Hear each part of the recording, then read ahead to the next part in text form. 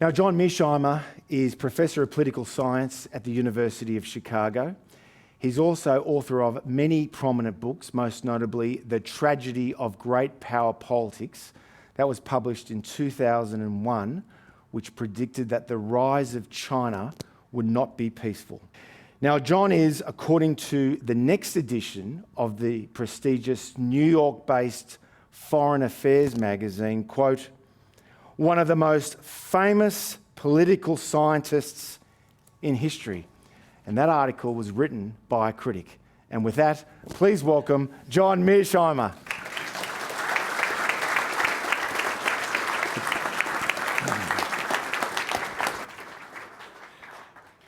Thank you very much, Tom, for the kind introduction, and thank you all for coming out tonight. I'm amazed at how many people are here. The subject I want to talk about for about 25 minutes, and then I'll be more than willing, after Peter makes his comments on my comments, to take any questions that folks have, is all about American grand strategy.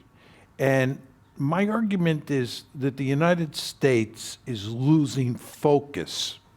And you say to yourself, what exactly does that mean? I believe that the principal threat that the United States faces in the world is the rise of China and the possibility that China might try to dominate Asia. And I think we have a deep-seated interest in containing China. But what's happened is that the United States has lost focus, and it's got diverted into the Ukraine war in Europe, and it's now getting diverted into the Middle East with the war between Hamas and Israel. And the United States is therefore unable to pivot completely to Asia. And I think this is a major mistake for the United States. And what I want to do tonight is elaborate my thinking on that main thesis, okay? The best starting point for thinking about this issue is just to talk about the global balance of power.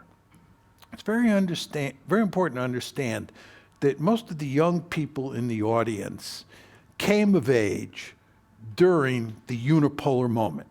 The period from 1989, when the Cold War ended, up until about 2017 is commonly known as the unipolar moment. And what that means is that there was only one great power on the planet. And that one great power was the United States of America. This is a world that Australians almost to a person loved, because the United States provided security for you, and there was no China threat, there was no Soviet threat, and you were able to grow economically in all sorts of ways to become more prosperous. This was the unipolar moment. But it's very important to understand that what's happened is that the unipolar moment is in the rearview mirror. It's gone. We are now in a multipolar world where we went from one great power to three great powers: the United States, China, and Russia. And we now consider Russia a great power because Vladimir Putin, since he took over in 2000, has brought the Russians back from the dead. Most of you know that in the 1990s, Russia had basically died. Putin brought them back from the dead. So Russia's a great power, China's a great power, and of course, Uncle Sam is a great power. Now, it's important to understand that Uncle Sam is still the most powerful state on the planet. But nevertheless, China is a peer competitor. It is growing economically, it is growing militarily, and it is beginning to close in on the United States. And that's why I said to you folks before, China is the real threat to the United States. Russia is the weakest of those three great powers. Okay, it's very important to understand that's the basic architecture of the system at this point in time. Right? We went from unipolarity to multipolarity. We have three great powers. Sam is one, China's two, and the Russians are a distant third. That's the world. Let me switch gears now and just talk a little bit about American grand strategy and tie it to that global balance of power. For the United States of America, there are three areas that you fight and die for, where you expend blood and iron. Those three areas of the world are Europe, East Asia, and the Persian Gulf. You care about Europe and you care about East Asia because that's where the great powers are. And if you're the United States of America and you're a great power, you care about the other great powers. The Gulf is of great interest to the United States and other countries on the planet simply because it has oil. And oil is a very special resource. And the United States does not want any country controlling all of the oil in the Persian Gulf. So the United States has a deep-seated interest in maintaining a balance of power in the Persian Gulf. Now, we have these three areas of the world, East Asia, Europe, and the Gulf. Historically, the United States has cared the most about Europe. Europe has been historically much more important than East Asia. And that's because the most powerful great powers on the planet have been located mainly in Europe. Nazi Germany was a much greater threat than Imperial Japan. The Soviet Union, which spanned Europe and Asia, had most of its military might concentrated in Europe. So we have long had a Europe first policy. That changed after 2017. For the first time in American history, East Asia is the most important area of the world for us. Why is that the case? One very simple reason. Who's the peer competitor out there? It's not Germany, it's not Russia, it's China. Where is China located? It's located in East Asia. Therefore, East Asia is the most important area of the world. And what I'm telling you is that the United States should pivot, right, to East Asia and not get bogged down in Europe. The Russians don't matter that much. They're not a threat to dominate Europe. And the Persian Gulf does not have a potential hegemon sitting in that region. There's no one country that's going to take over all the oil. So we're, in an ideal world, free to pivot. But we've not fully pivoted. And what I'm telling you, and I'm going to lay this out in more detail, is we are going to get more deeply involved in Ukraine and in the Middle East than we already are. And in both cases, the problem is not going to go away. The situation regarding Ukraine and Russia is going to get worse with time for us, and the Israeli-Palestinian conflict and the problems in the Middle East are going to get worse as well. Darkness ahead in both regions, and what does that mean? It means it's difficult to pivot. One final point.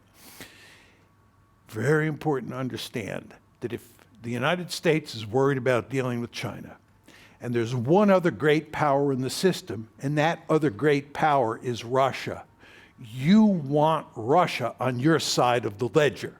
In other words, if you're the United States and you're looking at a China threat, and there's Russia, you want Russia with you, because Russia represents power. It is a great power. You want the Russians with you against the Chinese. What have we foolishly done? We have foolishly pushed the Russians into the arms of the Chinese. So the Russians and the Chinese, as you surely all know, are tightly allied. This is not in our interest. It should be Uncle Sam and the Chinese. Uncle Sam and the Russians that are tightly allied against China. That's the basic situation that we face. This is why I say we've lost focus and we're in trouble. Now, what I want to do is I want to unpack it for you. I want to unpack this argument in greater detail. Number one, I want to briefly talk about East Asia and what's happened with regard to U.S. policy toward China. That's pretty straightforward. But then I want to get into the tricky issues. One, Ukraine, and two, the Middle East. Talk about the Ukraine war and the Israel-Palestine conflict and its potential for escalation, and make my point that we're going to have a tough time fully pivoting to East Asia. Let's start with Ukraine.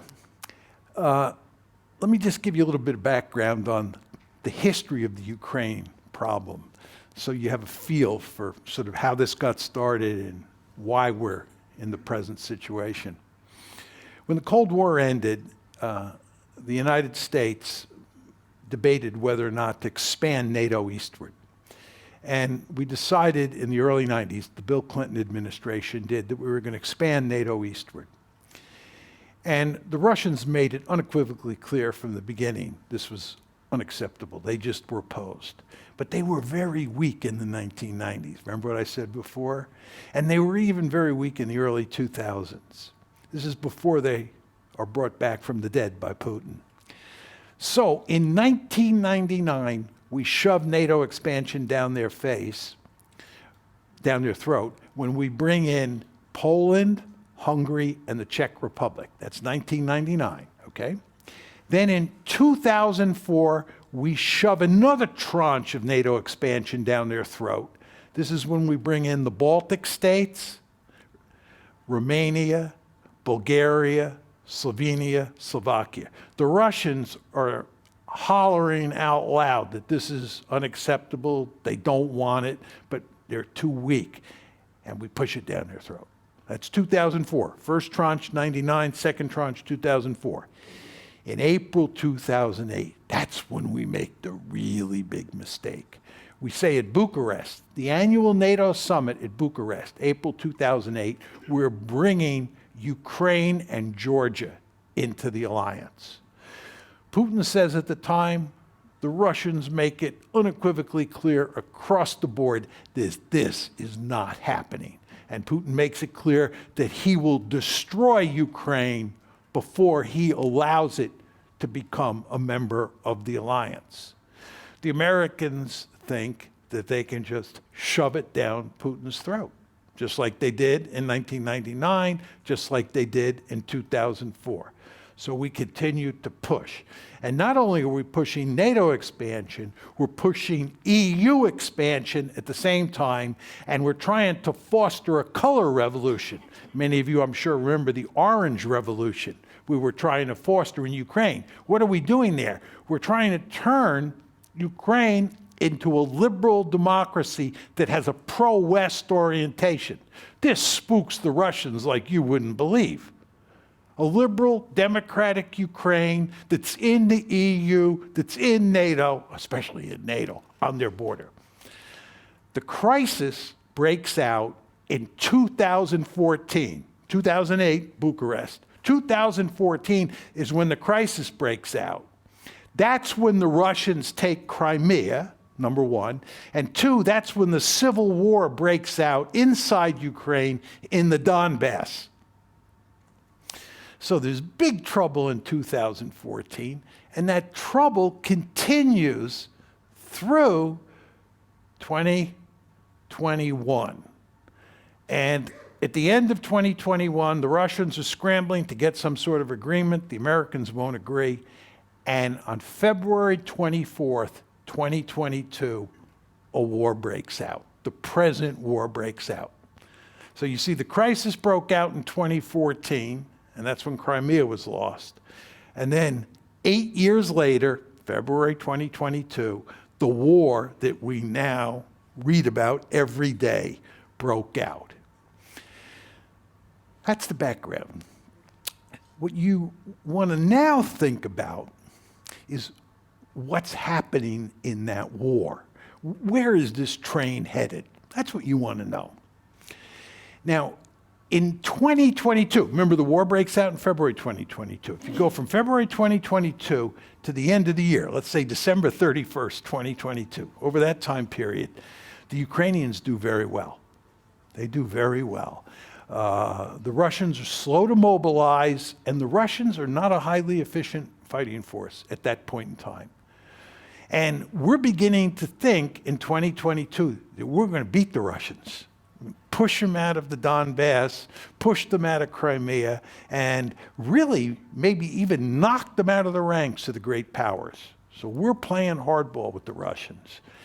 But what the Russians do at the end of September 2022 is they mobilize 300,000 men, and they begin to learn how to fight on the battlefield. And then over the course of 2023, the year that we're now in, they are raising an additional 425,000 men.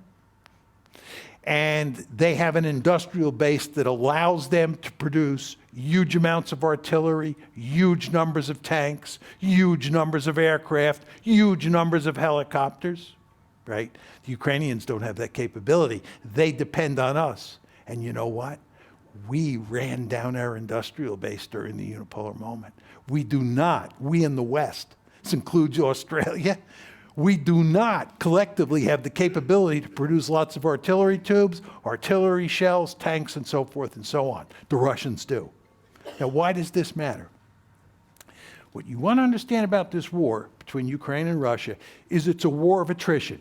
It's Muhammad Ali, right, and Joe Frazier standing toe-to-toe, pounding the living daylights out of each other. That's what it is. Think World War I on the Western Front, okay? That's the kind of war this is. Nothing fancy about this one. Question you want to ask yourself is, who wins in a war of attrition where two armies are head-to-head? Two factors matter. The population size of each country, because that tells you how many soldiers you can send to the front, population size, and how much artillery each side has. When I went to West Point and I was in the American military, we were taught that artillery is the king of battle, right? And in a war of attrition, that is certainly true. So the question is, what does the population ratio look like between the two sides? What's the artillery ratio look like? You want to know what the population ratio is? It's 5-1 in the Russians' favor. You want to know what the artillery ratio looks like? It's somewhere between 5-1 and 10-1. And most people think it's 10-1 at this point in time in the Russians' favor. And we in the West cannot rectify that imbalance. So you have the situation where the Ukrainians are outnumbered, population-wise, 5-1. They're outnumbered probably 7-1, 10-1 in terms of artillery. Can't improve either one of those situations. And in a war of attrition, that's the kiss of death. And furthermore, on top of all that, as you know, they launched a counteroffensive on 4 June of this year. My God, the Ukrainians have suffered enormous casualties with these offensives. We've encouraged them to attack the Russians. It was foolish in the extreme, in my opinion. The Ukrainians should have remained on the defensive. They have suffered such casualties. And they already were down 5-1 population-wise and down in terms of artillery. They're going to lose. They're going to lose. There's no way the Ukrainians can win, right? What does losing mean in this case? The Russians are not going to conquer the whole country. It would be a massive mistake. It's a huge piece of real estate, Ukraine. And furthermore, there are lots of people, especially in the central part and the western part of Ukraine, who are ethnic Ukrainians who hate the Russians. Occupying that area would be insane. What the Russians are going to end up doing is they now control close to 23% of Ukraine. I believe they'll try to take another 20%. The Russians have annexed 4 oblasts plus Korea, and I believe that they will try to annex another 4 oblasts. And at the same time, they're going to go to great lengths to turn Ukraine into a dysfunctional rump state.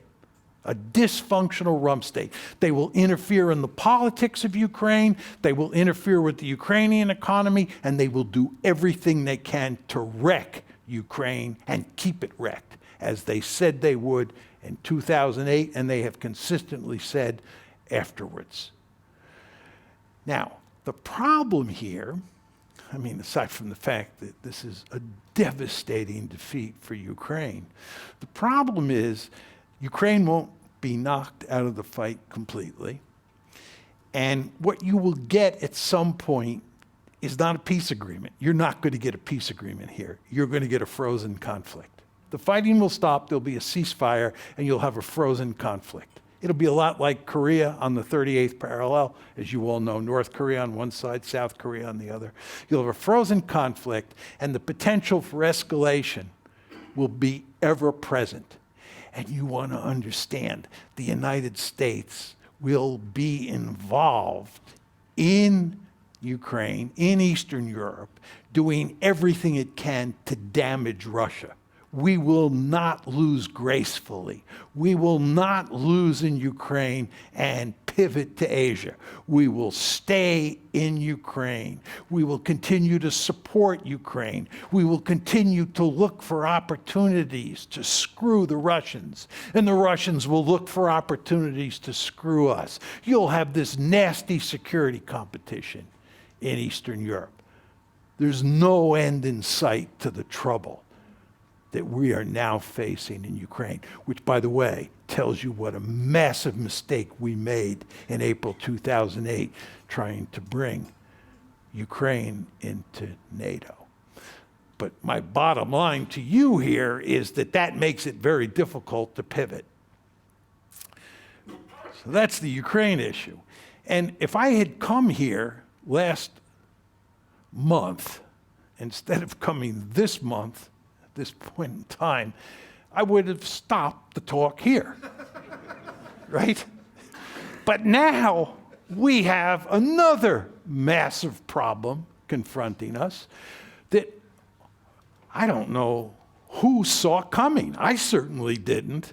The Israelis certainly didn't see it coming.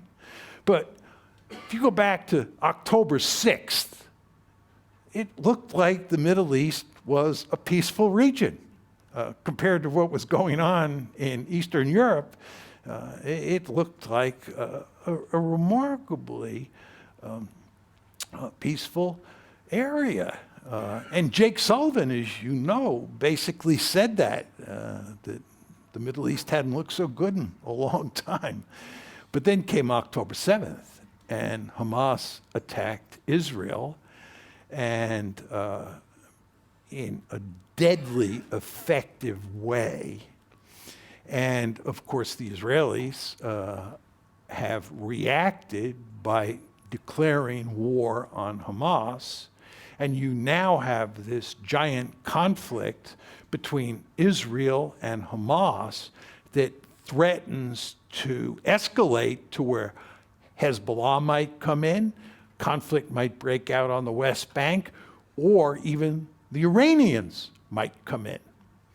So this is a really dangerous situation. And much like Ukraine, we're going to sink deeper into the mud here, and this one's not going away anytime soon, right? Now, why do I say that? First thing you want to keep in mind when you talk about Israel and the United States is that the two countries are joined at the hip. There's just no question about that. I don't think this is a controversial issue. I don't think you've ever had a closer relationship between any two countries than you have between Israel and the United States. So it's very hard for the United States in any meaningful way to distance itself from Israel. So that's the first point you want to keep in mind. Second point you want to keep in mind is that the taproot of the problem here is the Israel-Palestine or the Israel-Palestinian conflict. That's the taproot. And you just have to understand what that conflict looks like. This is a long-standing conflict, as you all know. But you just want to understand its essence, because that tells you a lot about what's happening now and what is likely to happen over time. The United States has been deeply interested in creating a two-state solution, as most of you, I'm sure, know, in Israel. And what the United States has been interested in doing is creating a Palestinian state in the West Bank and in Gaza and in East Jerusalem, living next door to a Jewish state, Israel. We have failed. We have not been able to push the Israelis to accept that, and there's no two-state solution. So what the Israelis now have, and which the government in Israel wants, is Greater Israel. Greater Israel includes the West Bank, Gaza, and 1967 Israel, or Green Line Israel, okay? That's Greater Israel.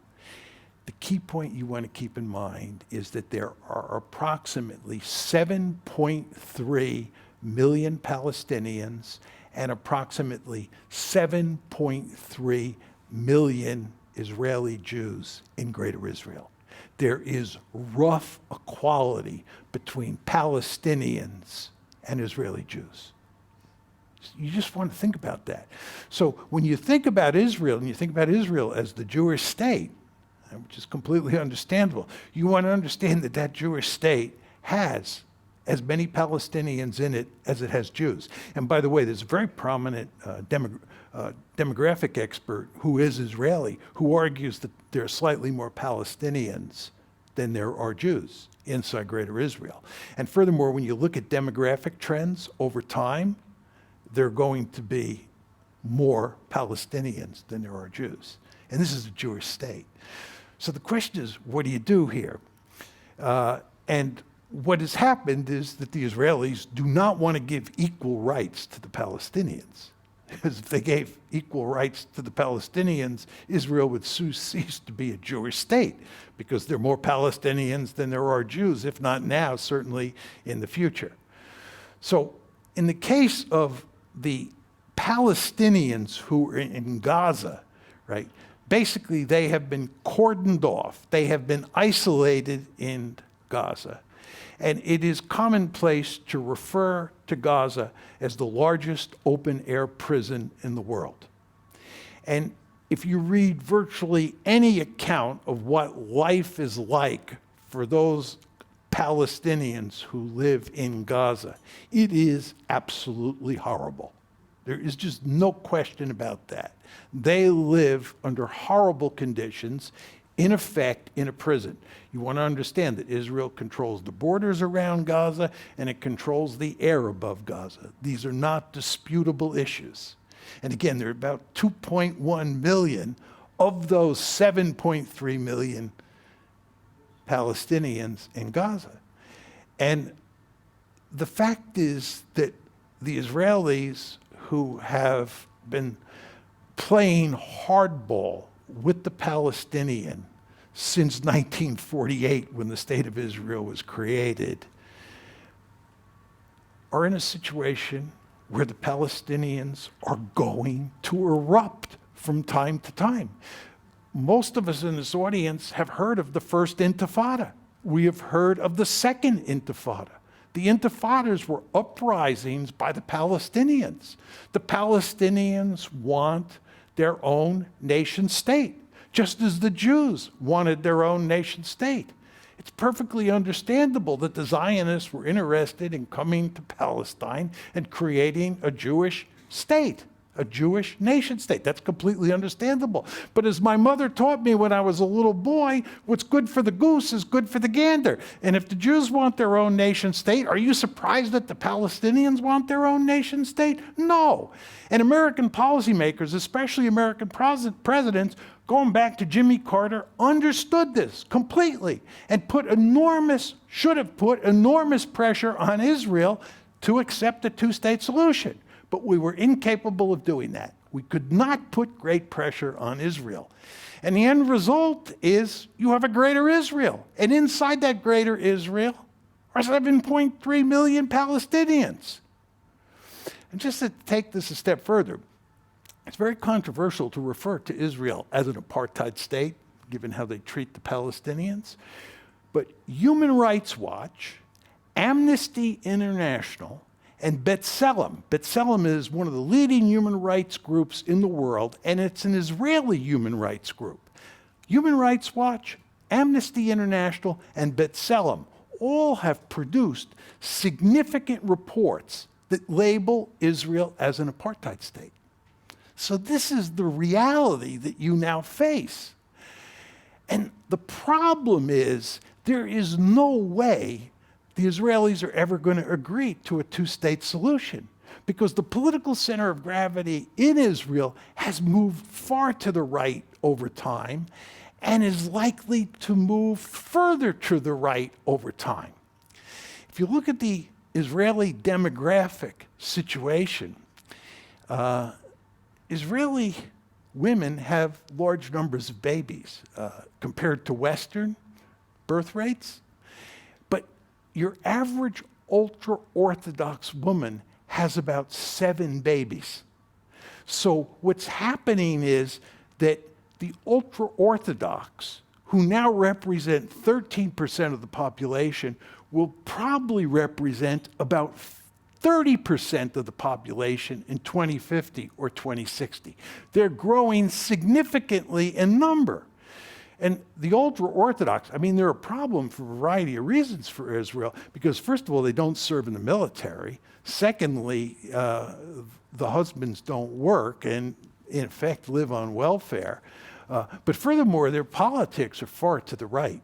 The ultra-Orthodox are not going to be sympathetic to a two-state solution. Furthermore, after what happened on October 7th, what do you think the Israelis are going to say when you say, let's move towards a two-state solution? They're going to look at you like you're crazy, given what happened on October 7th. So all of this is just to say, the only hope, in my opinion, of ever settling this conflict between the Palestinians and the Jews inside of Greater Israel was a two-state solution. And a two-state solution is not going to happen. That train has left the station. And again, as I said to you, it's very important to understand that the United States is joined at the hip with the Israelis, and therefore, as this situation continues to fester in Israel, we are inextricably bound up in it.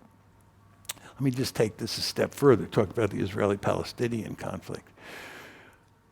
First of all, we have a deep-seated interest in stability in the Middle East.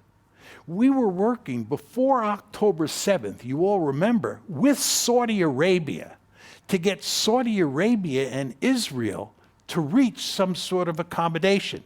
The Abraham Accords that we had helped facilitate during the Trump years between Israel and Bahrain, Israel and Morocco, and Israel and the United Arab Emirates, where relations between Israel and those three countries had significantly improved. The Biden administration was trying to get another Abraham Accord, this one, which would have been the big enchilada, involving Israel and Saudi Arabia. That's all gone now. Saudi Arabia is adamantly opposed to what's happening with regard to the Israeli war against the Palestinians.